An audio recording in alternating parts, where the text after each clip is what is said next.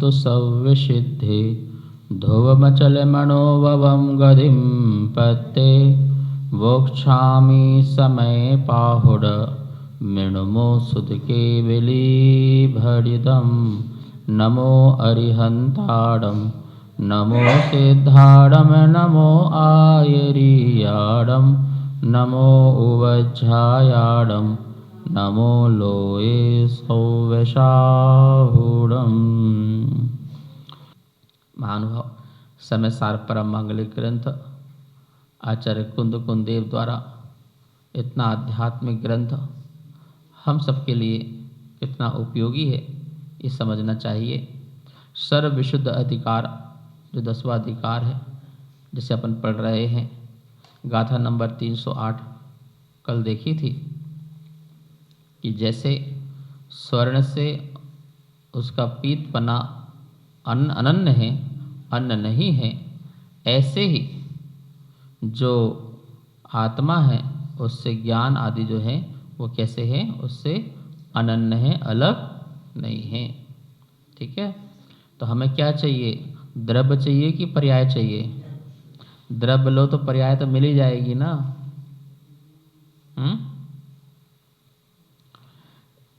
एक दुकान ऐसी है जहां पर हर दिन 1 लाख रुपए कमाए जाते हैं, ठीक है ना। तो तुम्हें दुकान चाहिए कि मात्र सिर्फ आज 1 लाख रुपए मिल जाए वो चाहिए? बोलो।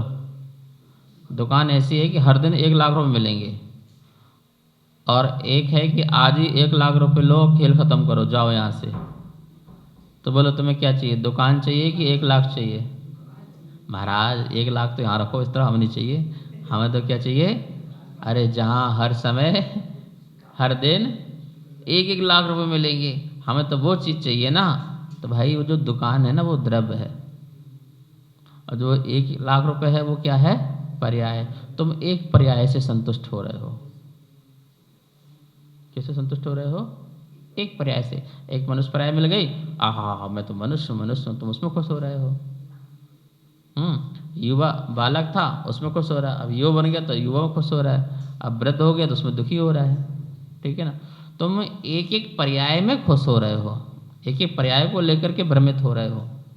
ठीक है ना, हमें ये पर्याय चाहिए ही नहीं, ये तो आनी और जानी है। ठीक है ना, ये तो पैसा आएगा और भाई कहाँ बैठो, दुकान दो सीधे। क्या दो? दृष्टि किस में हो? दुकान में हो। पर्याय मात्र में ही दृष्टि मिथ्या दृष्टि है। जिसकी मात्र पर्याय में मात्र में ही दृष्टि है वो कौन है? वो मिथ्या दृष्टि है। और जो द्रव्य दृष्टि में मात्र दृष्टि है वो सम्यक दृष्टि है। क्या है? पर्याय भी है ऐसा स्वीकार करता, लेकिन पर्याय ही मात्र है ऐसा स्वीकार नहीं करता। ध्यान रखो, पर्याय सत्य है लेकिन पर्याय मात्र ही सत्य है ऐसा नहीं है। यदि पर्याय सत्य नहीं है तो गलत हो जाएगा। परीक्षा दी और परिणाम आया तो परिणाम सही नहीं है ऐसा नहीं मानोगे तो गलत हो जाएगा। कि परीक्षा दी है तो परिणाम तो, रिजल्ट तो आएगा ही आएगा, फेल का या पास का आएगा ही आएगा। हम परीक्षा का रिजल्ट नहीं मानते, तुम्हारे नहीं मानने से क्या होता है? हमारे 80% आए से नहीं मानते, तुम्हारे नहीं मानने से क्या होता है? जैसा तुमने परिणमन किया था उसी का ही तो, द्रव्य ने जैसा परिणमन किया था उसी का ही तो परिणाम है। ठीक है ना, क्यों? द्रव्य से गुण और पर्याय अभिन्न नहीं है। द्रव्य से गुण अभिन्न है, भिन्न नहीं है, अनन्य है। कैसे है वो? अलग नहीं हो सकते। और गुणों का परिणमन पर्याय है। पर्याय क्या है? गुणों का परिणमन है, वो प्रति समय परिणमित हो रही है। मैं प्रति समय, जैसे केवल ज्ञानी है तो प्रति समय नया केवल ज्ञान, नया केवल ज्ञान, नया केवल ज्ञान, नया केवल ज्ञान का सुख भोग रहे। नया अनंत सुख, नया अनंत सुख, नया अनंत सुख। तो नया नया सब कुछ है तो ताजगी रहेगी नहीं रहेगी?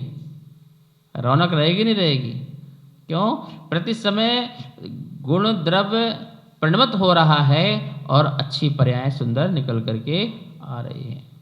परिणमनशील, द्रव्य परिणमनशील होता है, द्रव्यत्वपना होता है, परिणमनशील है, तभी वो वस्तु कहलाता है, और जानने में आता तभी प्रमेय कहलाता है, और सदा रहेगा इसलिए अस्तित्व कहलाता है, और उसका ज्ञान उसका असाधारण लक्षण है, वो जो सदा रहेगा, उससे अलग नहीं किया जा सकता।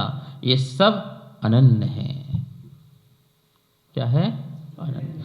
ये गाथा क्यों बताई जा रही है? वो इसलिए बताई जा रही है कि दुनिया में लोग क्या करते हैं, अलग अलग मान लेते हैं, कर्ता अलग मान लेते हैं, कर्म अलग मान लेते हैं। अरे मैं ही करता हूँ, मेरा ही वो कर्म है।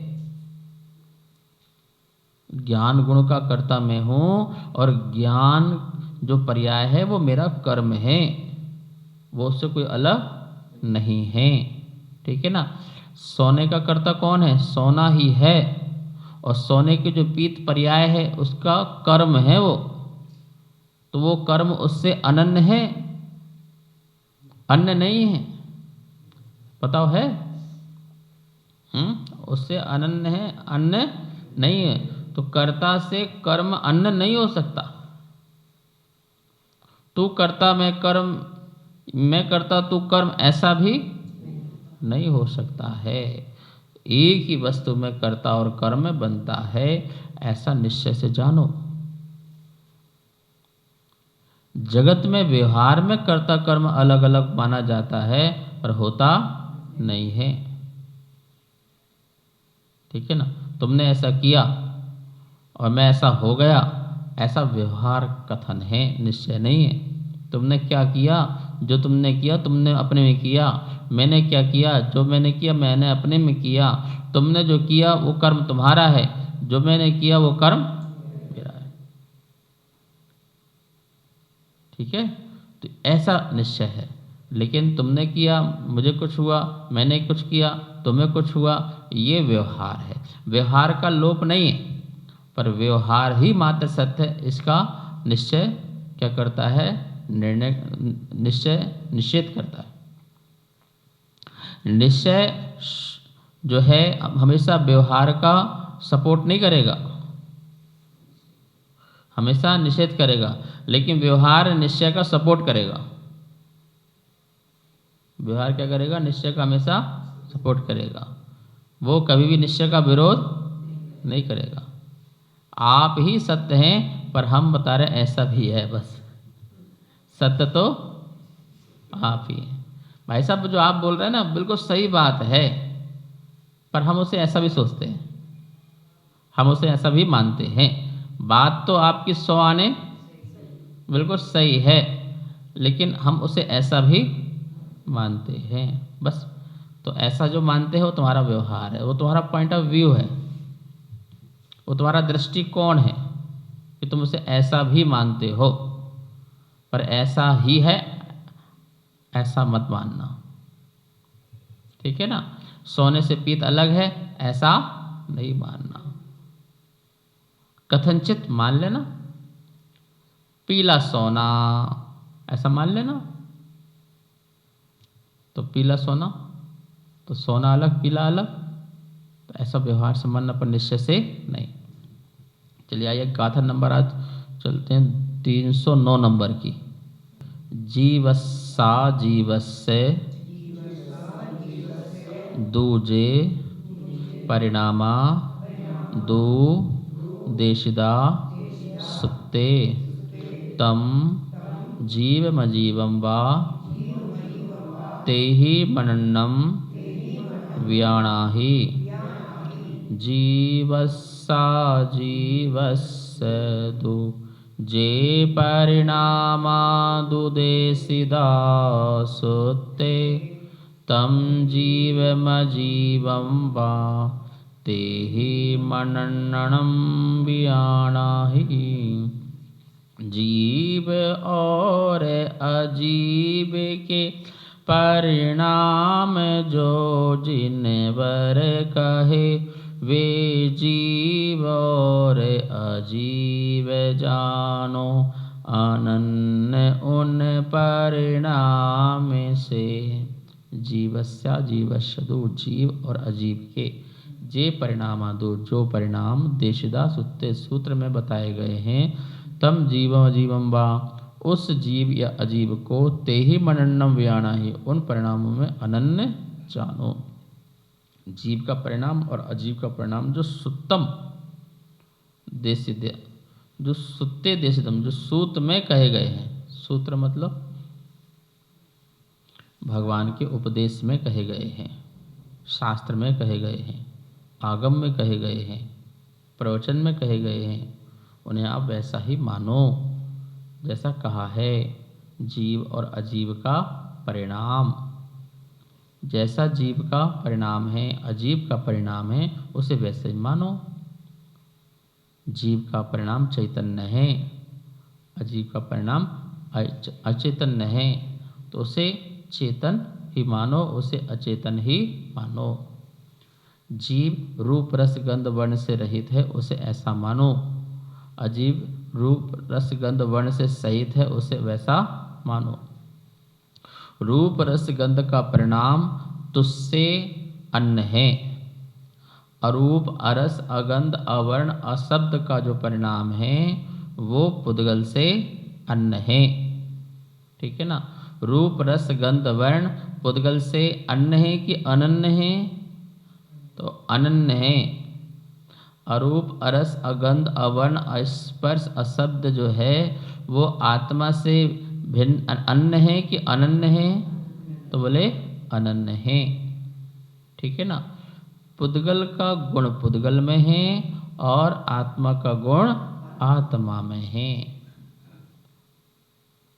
इसलिए ये एक साथ रहते हुए भी इनका गुणों का आदान प्रदान नहीं होता है। वस्तु का आदान प्रदान होता है, वस्तुत्व का आदान प्रदान नहीं होता है। वस्तु का हो जाएगा, तुमने हमें आटा दिया हम तुम्हें चावल दें, ठीक है ना, तो क्या हो गया ये? तो ये उपहार लेना उपहार देना ये नहीं है जीव अजीब में कि चलो भाई बहुत दिन से संगति कर रहे हैं अपन, आज कुछ तो एक हो जाओ, कुछ तो आदान प्रदान करो। बोले क्या? कुछ दिन के लिए मैं चेतन बन जाऊं, तुम अचेतन हो जाओ, और मैं अचेतन हो तुम चेतन हो जाओ, ऐसा कुछ भी आदान प्रदान एक दूसरे के गुणों का कभी आदान प्रदान नहीं हो सकता। सुनो, चेतन का आदान प्रदान नहीं हो सकता। हे भगवान, तुम्हारी बीमारी मुझे लग जाए, तुम्हारे कर्म मेरे हो जाएं, मेरे कर्म तेरे हो जाएं। अरे ये पुद्गल भी एक नहीं हो रहा है, तो जीव अजीब के भाव एक से कैसे हो सकते हैं? बिल्कुल नहीं हो सकता है। ये बिल्कुल स्पष्ट रूप से अपने अंदर कर लो, करके रखो, मान के रखो। ठीक है। व्यवहार में हम जो है कुछ बातें ऐसी हैं जिसे हम स्वीकार करते हैं, लेकिन हम उसे सर्वथा स्वीकार नहीं करते हैं। उसे हम सर्वथा स्वीकार नहीं करते हैं, उसे हम एक पक्ष से स्वीकार करते हैं, सर्वथा स्वीकार नहीं करते हैं। भगवान, आज मैं शांति धारा कर रहा हूँ, फलाने परिवार में शांति आ जाए, तो इस प्रकार के व्यवहार से ठीक है, वो एक कारण निमित्त बन सकता है कि सामने वाला परिवार भी उससे जुड़ जाए और जुड़ करके उसके परिणाम ठीक हो जाएं। इस उद्देश्य से बात बिल्कुल सही है, और हो सकता है कि तुम्हारे पुण्य के प्रभाव से जो है तुम ठीक भी हो जाओ, कोई तुम्हें देवी देवता तुम्हारा साथ भी दे दें, बहुत कुछ हो सकता है। ठीक है ना। लेकिन मेरे कहने से तुम ठीक हो रहे हो या मेरी शांति हर्ष ठीक हो रहा है, ये तुम्हारा परिणाम सही नहीं है। सब अपने उससे ही क्या होते हैं? ठीक होते हैं। तो ये मेरी प्रेयर मेरे काम आएगी, तुम्हारी प्रेयर तुम्हारे काम आएगी। तुम्हारे परिणाम का फल तुमको मिलेगा और उसके परिणाम का फल उसको मिलेगा, क्योंकि वो अनन्य है। कैसे हैं वो? अनन्य है। तुम्हारे परिणाम मेरे नहीं हो सकते, मेरे परिणाम तुम्हारे नहीं हो सकते, क्योंकि दोनों भिन्न हैं, दोनों अन्न हैं, दोनों बिल्कुल अलग अलग हैं। ठीक है ना। ऐसे कह रहे जीव और अजीव के परिणाम भी कैसे हैं? अन्न है। ये शब्द बहुत अच्छा है। अभी वर्तमान में हम आत्मा और शरीर एक साथ हैं, तो ये कैसे हैं? भिन्न भिन्न हैं। कैसे हैं? और स्वरूप की दृष्टि से अन्न अन्न है। वैसे देखा जाए तो अभी तो हम बिल्कुल अभिन्न हैं। शरीर और आत्मा कैसे है? बिल्कुल अभिन्न है, एक में एक हो रखी है, अभिन्न है। लेकिन परिणाम की दृष्टि से, दोनों के परिणाम की दृष्टि को जाए तो अन्न अन्न है। और अलग करने का तरीका भी यही है, अन्न अन्न करोगे तो अलग तरीका करोगे। देखो भैया ध्यान से सुनो, तुमसे कोई कहे कि भाई तुम आत्मा से बिल्कुल भिन्न हो, भिन्न हो, तो बोलना भैया हम भिन्न नहीं हैं।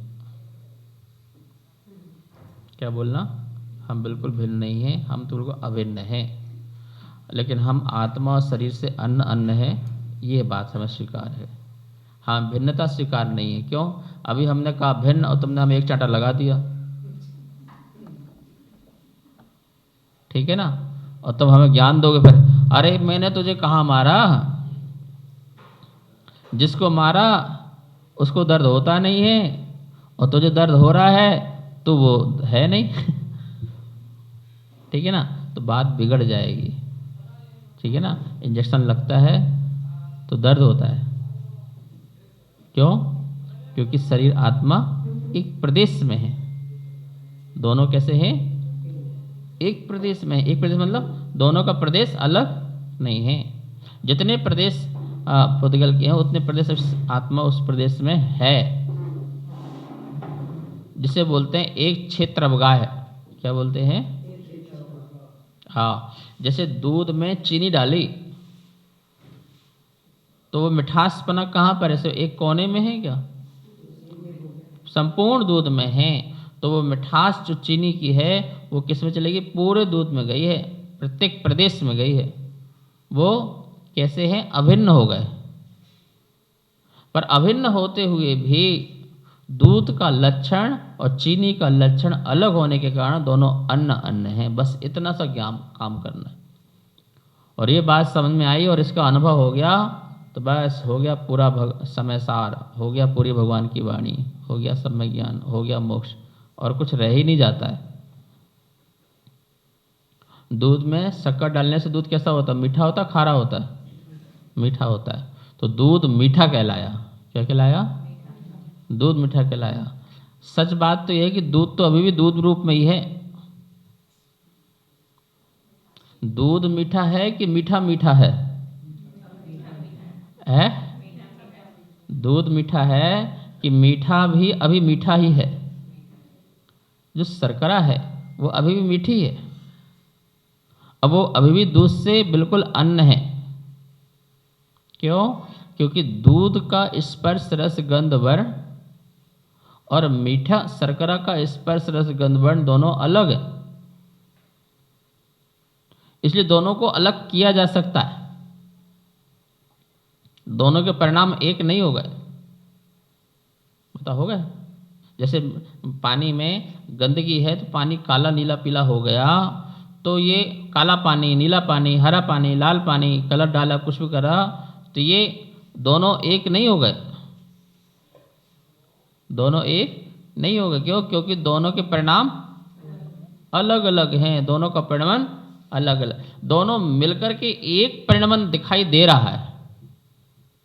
आत्मा और चेतन का, आत्मा और शरीर का एक परिणाम दिखाई दे रहा है। इसलिए हम एक हो गए ऐसा नहीं। आत्मा का परिणाम अलग है और शरीर का परिणाम अलग है। ऐसा अन्न अन्न जानो तो भेद विज्ञान प्रकट होगा। उसी भेद विज्ञान के बल से क्या होगा? मोक्ष होगा। जैसे शरीर में दर्द होता है, पीड़ा होती है, कष्ट होता है, तो शरीर में कुछ हलचल होती है पुद्गल में ना, तो ये उसका तनाव जो है उस आत्मा स्पर्श से जान रही है। जैसे मान लो कि सिर में दर्द हुआ तो वहाँ पुद्गल के परमाणु में हलचल बनी थी, तो वहाँ उसकी हलचल बनी, तो वहाँ पे आत्मा के प्रदेश भी हैं, तो उसको भी क्या पता चलेगा? कुछ हो रहा है, तो वो जो तनाव है शरीर का, वो वहाँ पर आत्मा को उसको पता चला, तो आत्मा में जो जो अज्ञानी आत्मा है वो दुखी होती है कि मुझे तो सुख चाहिए और ये तो बाधा हो रही है, मुझे डिस्टर्ब हो रहा है, ठीक है ना। तो वो उसको दुख होता है, आत्मा को दुखी आत्मा होती है, क्योंकि उसका वो परिणाम है। वहाँ पुद्गल जो है वो दुखी नहीं हो रहा है,